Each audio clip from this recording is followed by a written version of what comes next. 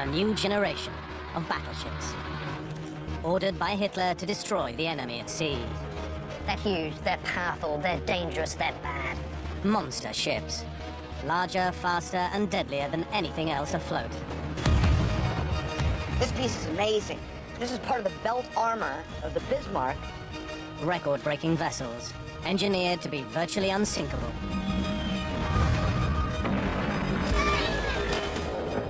What sort of ship is that can survive the bomb that makes that? It's something else. Überhaupt keine wichtige Rolle gespielt. This is the story of the rise and fall of Hitler's megaships. The biggest construction projects of World War II, ordered by Hitler to secure world domination. Now they survive as dark reminders of the Führer's fanatical military ambition. These are the secrets of the Nazi megastructures.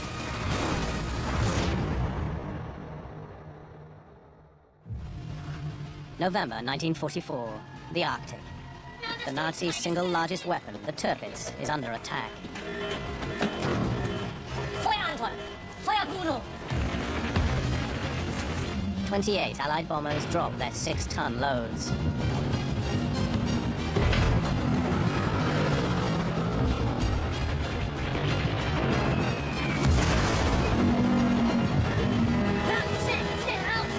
The 1,700 men on board are relying on the engineering of this enormous ship to save their lives.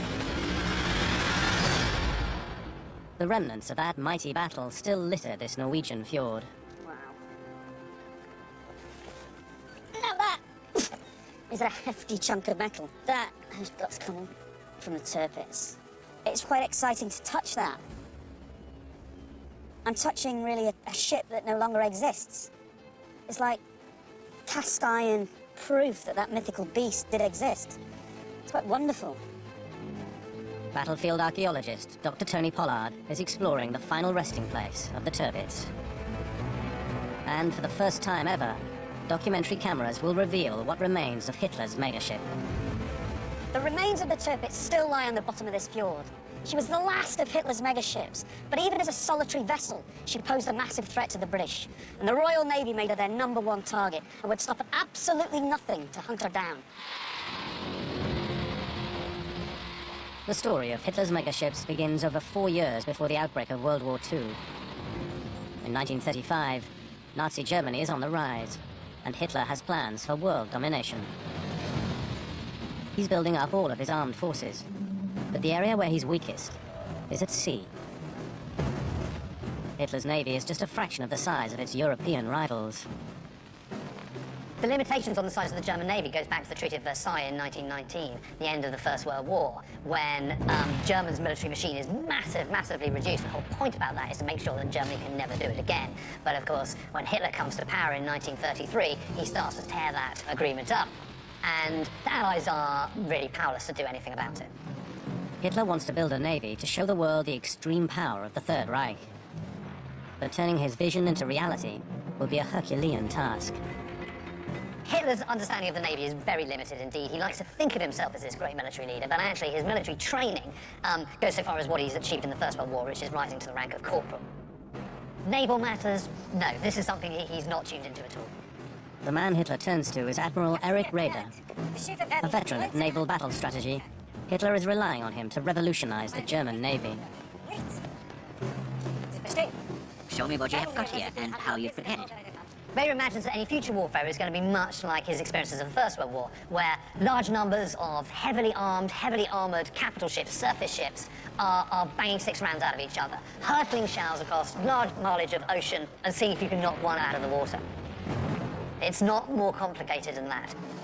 Raeder's master plan requires the biggest battleships the world has ever seen. He delivers the first blueprints for his fleet. 2 enormous battleships, Bismarck and Tirpitz. To keep up with other navies, these 2 battleships will be 50,000 tons each. The mere threat of these ships will be enough to deter the British, should the need arise. The Tirpitz and the Bismarck, which are the 2 big battleships that Germany's building in the 1930s, are larger, longer than anything the British have, and indeed the French. Bismarck and Tirpitz are so big, very few shipyards have the infrastructure to build them. One is Blohm & Voss in Hamburg.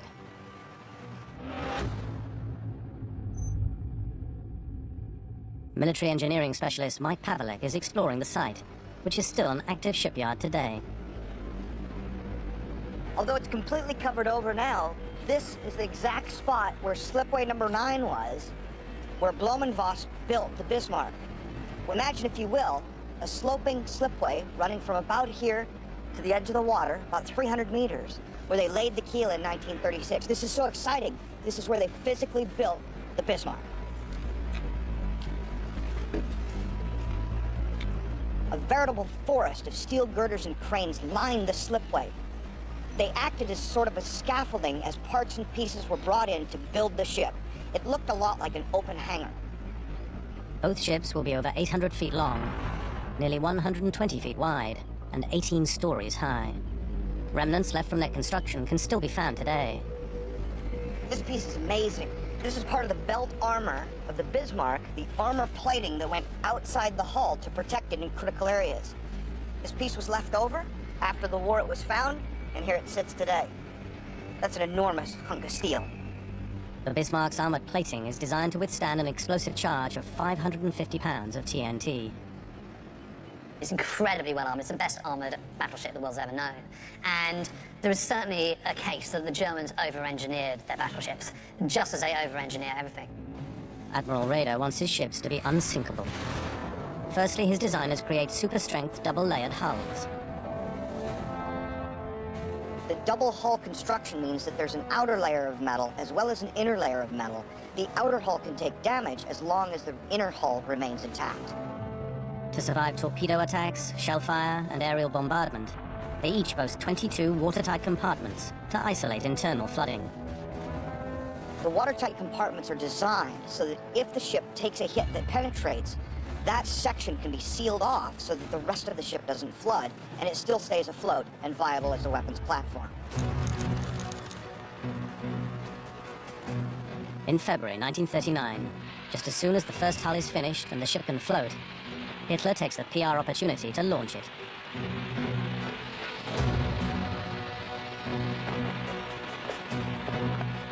"60,000 spectators turn up to watch the naming of Hitler's first megaship. Mit diesem Eisenwunsch begrüßt das deutsche Volk sein neues Schlachtschiff Bismarck. Auf Befehl des Führers und Reichskanzlers taufe ich dies auf den Namen Bismarck.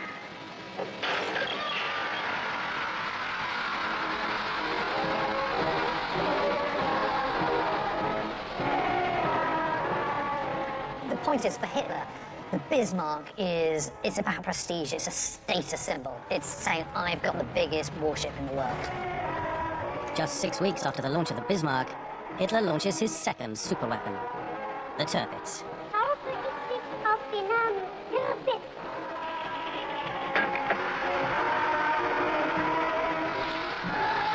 When Hitler looks at the Bismarck and the Tirpitz, what he's seeing is an image of his prestige. They're kind of huge, they're powerful, they're dangerous, they're bad. You know, it is a projection of his own power and authority. Hitler's 2 new megaships are afloat. Soon, they'll be ready for war. Hitler is delighted with the progress of his new naval strategy. But Bismarck and Tirpitz are just the beginning of Raeder's plan for the German Navy.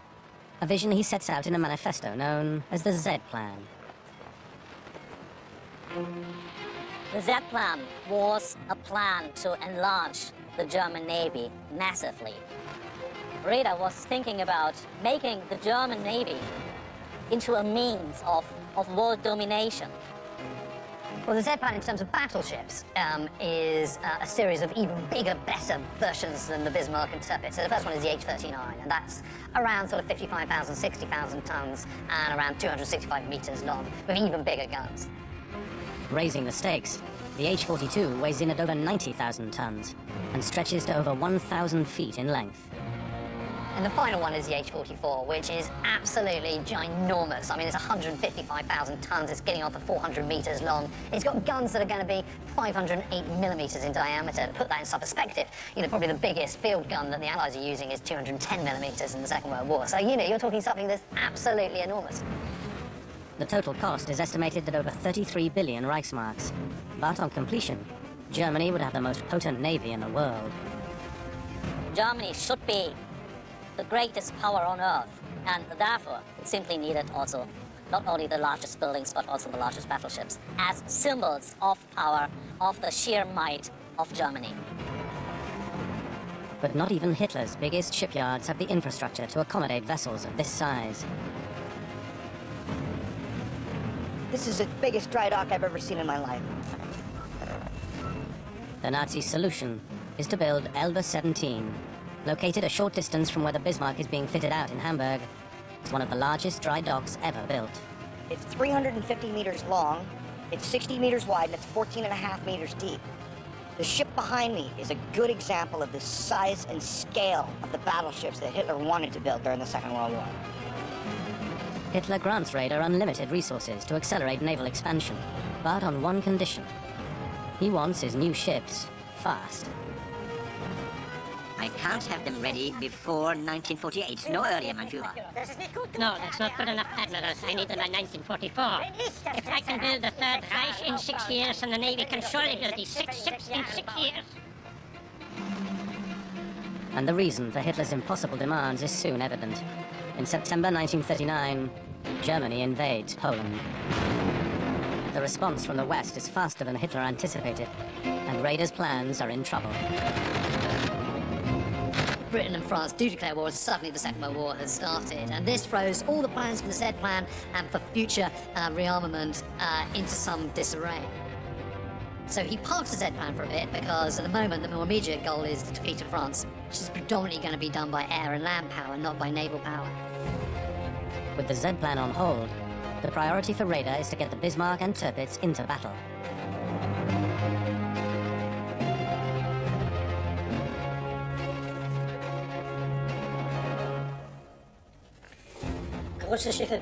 Big ships need big guns. Wenn die Engländer 38 Zentimeter. If the British have 15-inch guns, then Bismarck has to have them.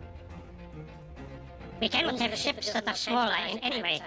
Hitler's demanding big guns for a very simple reason, that bigger guns means you should always be able to outgun your enemy. So if your enemy can only fire a shell, say, 12 miles, but you can fire a shell 14 miles, then you've got a 2-mile advantage where they won't be able to hit you. Summer 1940, and Hitler's land battles are a success. Nazi Germany has control over most of Western Europe. It's good news for Raeder.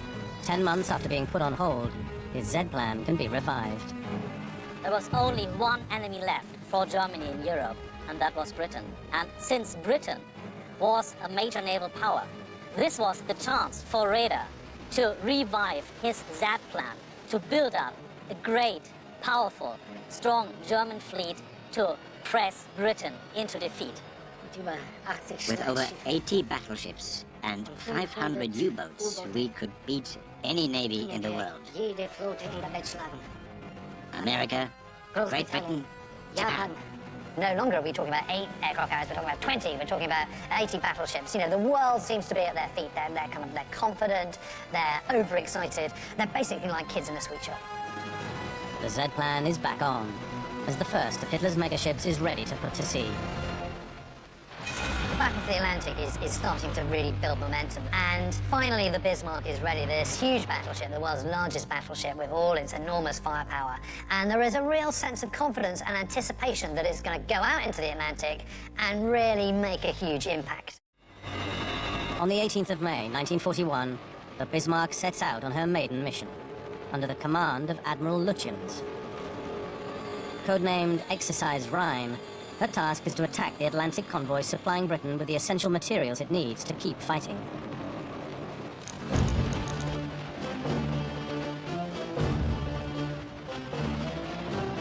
When a Bismarck goes to sea, the British are absolutely determined to sink it come what may.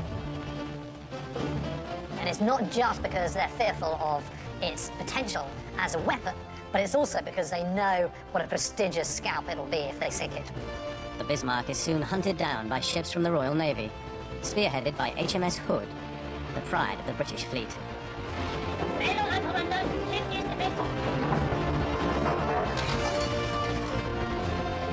The Bismarck and Hood engage in heavy gunfire.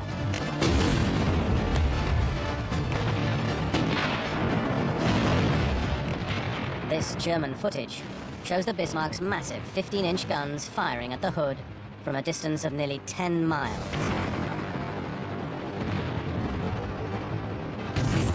The Bismarck sinks the Hood with a direct hit. HMS Hood is possibly the most famous ship in the Royal Navy, more so than its battleships, more so than its aircraft carriers. It's the one ship that everybody knows in Britain. So to sink it with one shell is a terrible, terrible blow for the British, and a great coup for Raider. But Bismarck is damaged too. Now all available ships in the British fleet pursue the Bismarck, seeking revenge. After 2 days, planes from the British aircraft carrier Ark Royal intercept Hitler's megaship and target her with 18-inch torpedoes weighing 1,600 pounds. One finds its mark. The torpedo hit the Bismarck's Achilles heel.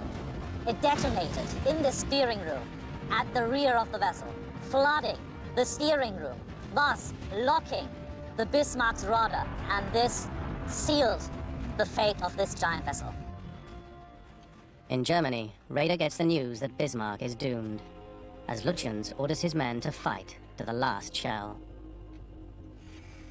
Send this to Admiral Lutyens. All our thoughts are with you and your ship. We wish you success in your desperate struggle.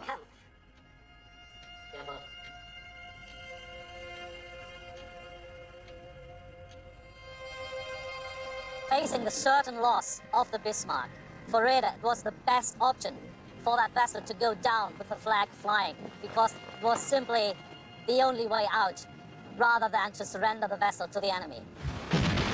On the 27th of May 1941, after nearly 2 hours of continuous bombardment, Hitler's largest battleship sinks on her maiden voyage. Close to 2,000 sailors are lost. For Hitler, it's a PR disaster, and he holds Raider, as head of the Navy, personally responsible. Es ist völlig sinnlos. It is pointless having such a ship as Bismarck at the bottom of the sea. What is the point of having a capital ship like this? Tell me! Are they completely useless? We can only win the war on the sea by being bold, my Führer. What do you mean, bold? Who do you think you are talking to? Hitler has lost faith in Raider and his Z-plan. The H-class of ships are cancelled, and all materials sent to build U-boats. But Hitler still has one megaship at his disposal.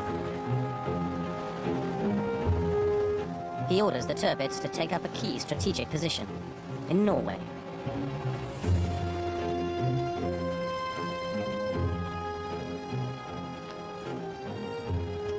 Norway's important to Nazi Germany for a number of reasons. It's a possible target for Allied invasion, and that's why the German Atlantic Wall stretches all the way from the north of Norway down to the Spanish coast. But it's also very close to the route of the Arctic convoys, where the Royal Navy are escorting ships to Russia, taking vital supplies for the Russian war effort. And if the Germans are going to disrupt those convoys, they need to be in Norway. Hitler's plan for the Tirpitz soon starts paying off. Tirpitz didn't need to leave harbour to be a problem for the Royal Navy. The very fear of her presence was enough for them to throw extra resources into escorting convoys, and they were ships that could have been used elsewhere. This suits Hitler. He doesn't want to engage with the Allies. He can't afford to lose any more of the fleet. But on New Year's Eve 1942, against Hitler's orders, a German naval task force attacks an Allied convoy off Norway. Hitler is furious. His orders have been disobeyed. The High Seas Fleet has played no important role in this war. Fighting power is lying idle, while the army is constantly engaged. Der Marine fehlen Männer. The Navy lacks men of action who are determined to fight. Your use of capital ships to attack commercial convoys is strictly against my orders. My orders, Admiral!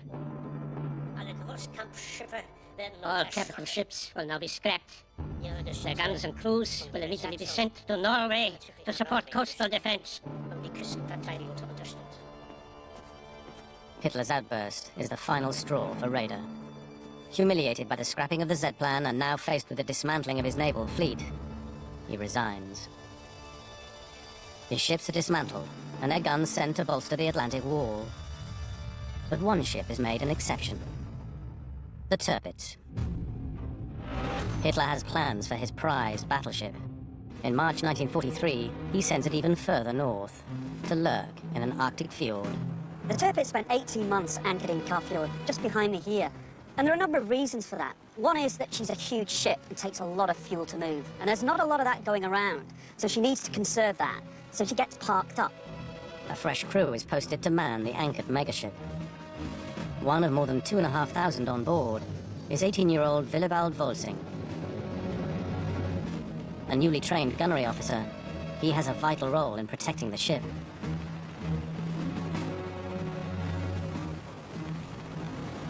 In Kafjord, Tirpitz now lurks. Like a dragon in her lair, she waits to take on her predators. And she won't have to wait long. In the summer of 1944, following the liberation of Leningrad and the successful D-Day invasions, the momentum of the war is firmly with the Allies. Unnervingly for the crew of the Tirpitz, the British now have her firmly in their sights. For Churchill, the British Prime Minister, the Tirpitz takes on a sort of huge importance to him. He calls it the beast. And it's not just a case of knocking it out because it's a dangerous weapon. It's a case of knocking it out because it's a huge psychological victory to do so as well. And he becomes absolutely determined that come what may, like the Bismarck, the Tirpitz has to be sunk. The Tirpitz is so well defended, the best way to attack it is from the air. But the Nazis come up with a revolutionary defensive tactic. Look at these things. They're amazing. Looks like some sort of prehistoric campsite. But these are the bases of the smoke-generating machines. And these are the cans in which there's some sort of propellant, all this white stuff, here it's burned, that pumps out clouds of very thick white smoke. And the idea is that it fills up the void of the fjord and hides the ship beneath it from enemy bombers. And it can fill that space down there, which is absolutely immense, in less than 10 minutes. But there's a problem. It's all very well using these huge smoke canisters and surrounding yourself in a huge great cloud so that your enemy can't see you, but the flip side of that, of course, is that you then can't see your enemy either. To avoid being blinded by their own smoke, the Nazis exploit the location's rugged terrain. So what the Germans did was to emplace anti-aircraft guns on the tops of the cliffs above the smoke so that they can see the enemy aircraft. And here's one, very roughly made out of local stone, circular wall, but on top you can see that there is concrete. So these guns are set into a mount. And there's, look, you see that? There's been some sort of mounting in there, in that circular recess. But these are ideally situated. You've got an incredible view in that direction and in that direction. So you'd see the enemy bombers coming from miles away. And there are several of these. There's one here, there's one just back there, and one even further back. So there's like a little fortress of them. This place is really heavily defended, protecting the ship down below. In September 1944, 2 squadrons of Lancasters, including the elite dambusters famed for their legendary raids on Germany a year earlier, set out from a refueling base in northwest Russia. 21 of them are armed with a brand new weapon. The Tallboy was a bomb designed by the British to penetrate hardened targets, like concrete bunkers or ship's decks. When it was used, it could be dropped and it would reach near supersonic speeds by the time it impacted on the ground. The 12,000-pound bomb was absolutely devastating. It was the perfect weapon to use against the Tirpitz.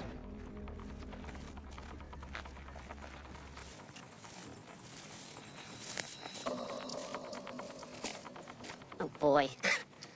There's no mistaking this. This has got to be a bomb crater. vast. I'm amazed at the size of it. You can see where the bomb has just driven itself into the mountainside and thrown up these massive splinters of rock.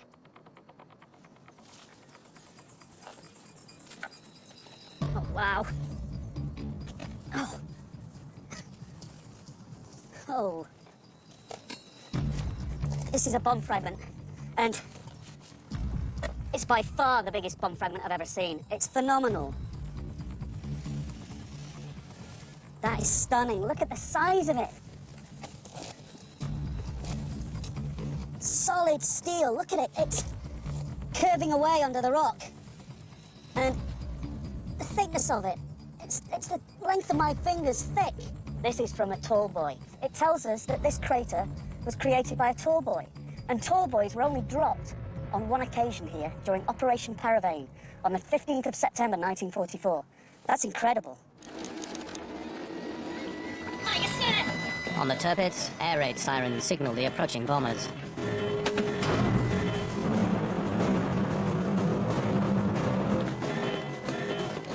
Young officer Willibald Volsing recalled the moment in his memoirs. It was announced that 25 Lancaster bombers were heading directly for us. We took aim with our 15-inch guns and waited until they were in range. Feuerantwort! Feuer Bruno!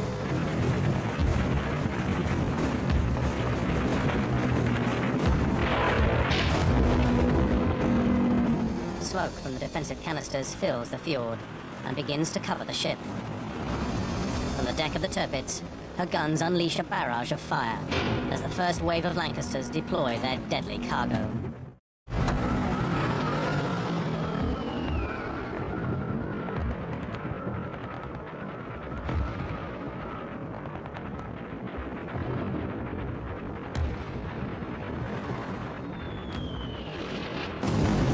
One of 16 tall boy bombs makes a direct hit on the Tirpitz. Willibald Volsing recalls the impact. The bomb went through the entire front of the ship, but she was still afloat.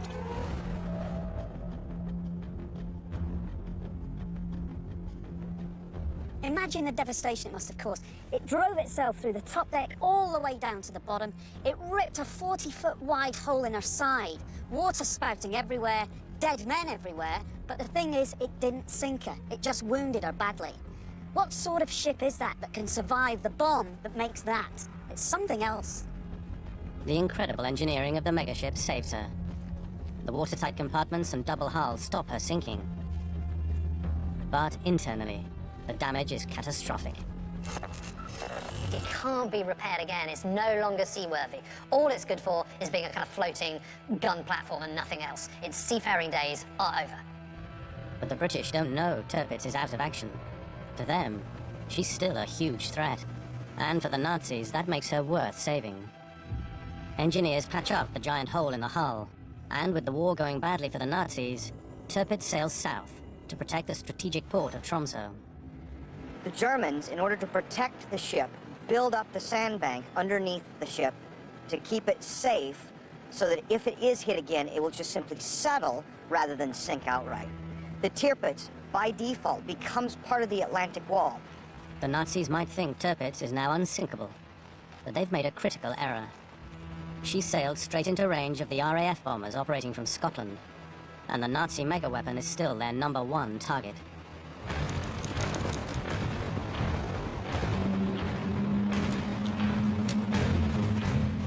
Determined to finish what they started, the British squadron set off for another attack on the Tirpitz.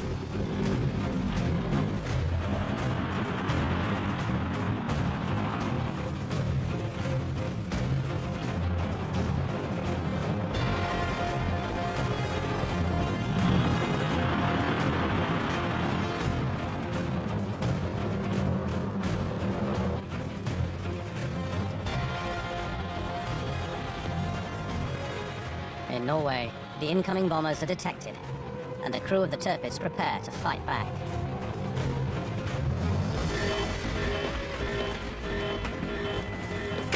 Everyone was in position when the bombers arrived overhead, but there was a problem with the automatic firing system.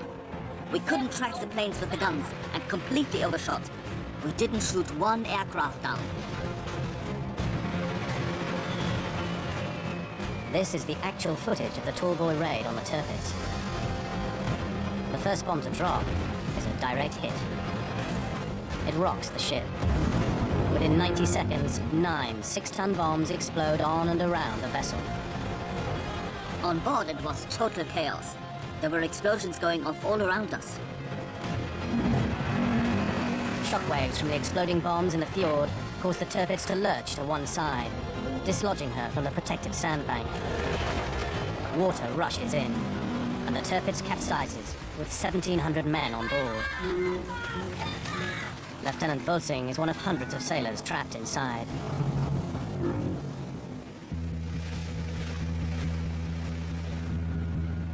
We're on the exact spot where the Tirpitz capsized in 1944. If you'd been here 70 years ago, you'd have seen her huge hull stretching out in front of us like a massive whale on the surface. So all of this is material from the ship? Yes. All over here. She's turned over onto her side and onto her back. So a lot of the stuff that would have been high up in the superstructure would be Pushed down into the mud. into the seabed. Despite a salvage operation in the 1950s, close to 20% of the Tirpitz is still scattered across the bottom of the fjord. Now, for the first time, documentary cameras will reveal what remains of Hitler's single biggest weapon. This team of highly experienced divers specialize in wreck exploration.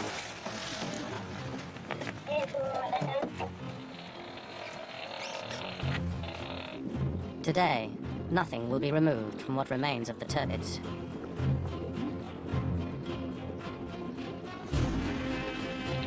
Incredible. These mounts of wreckage are really incredible. It's just like some giant has taken the battleship and shaken it, and everything inside it has fallen to the bottom of the fjord. And that's what we're looking at now.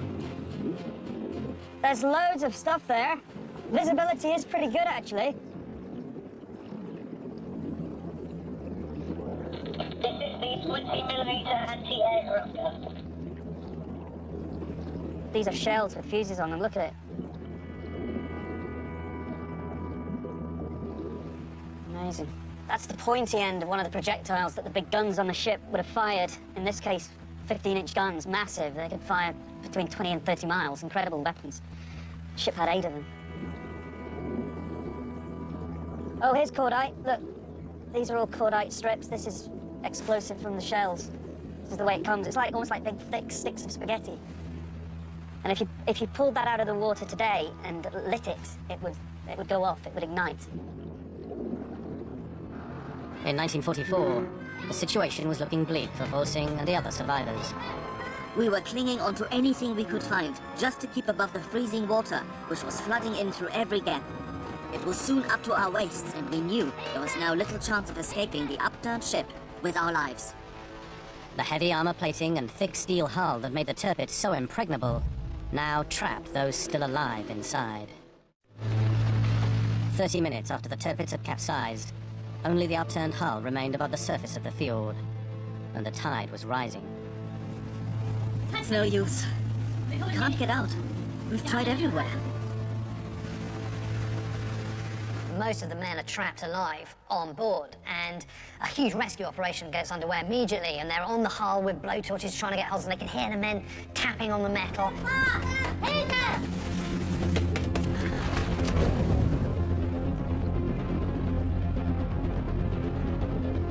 I had no idea there was that much material down there. Endless. The Tirpitz contained over 4,500 tons of cables, piping, and machinery. Much of it was discarded during the salvage. It now litters the fjord, along with massive chunks of heavy armor. Wow, it's armor plating that's been cut up in the salvage operation, but just dumped on the bottom. They've not taken it away. Look at it. Really thick steel plates.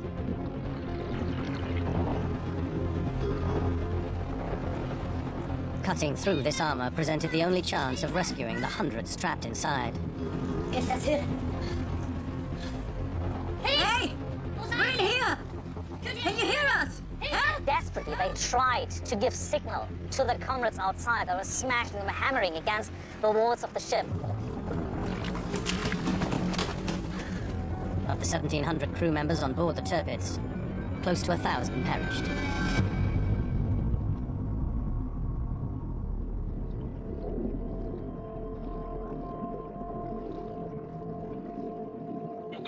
the book. That's phenomenal.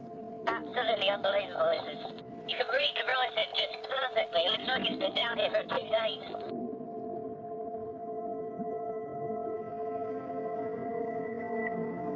You can actually see the wall. War. How fitting. I've just found what looks like part of a belt or a medal or something here. You can see now it's actually a button. I can see that. That's amazing. Okay, put it gently back down and let's leave it there. It's really moving to see something that's personal and brings to light the human side of the story. I think it's very easy to get carried away with the mechanics and the engineering and the scale of this weapon. That's what this ship is. But there's a human side to this story. It's about men, individuals, people. And it's about life and death. And it's all down there. And I think we need to respect that. This wreck needs to be preserved and remembered because it's a grave and it's a memorial. On the 12th of November 1944, the rescue mission continued into the night. Shit! Hurry! The water's rising! Here!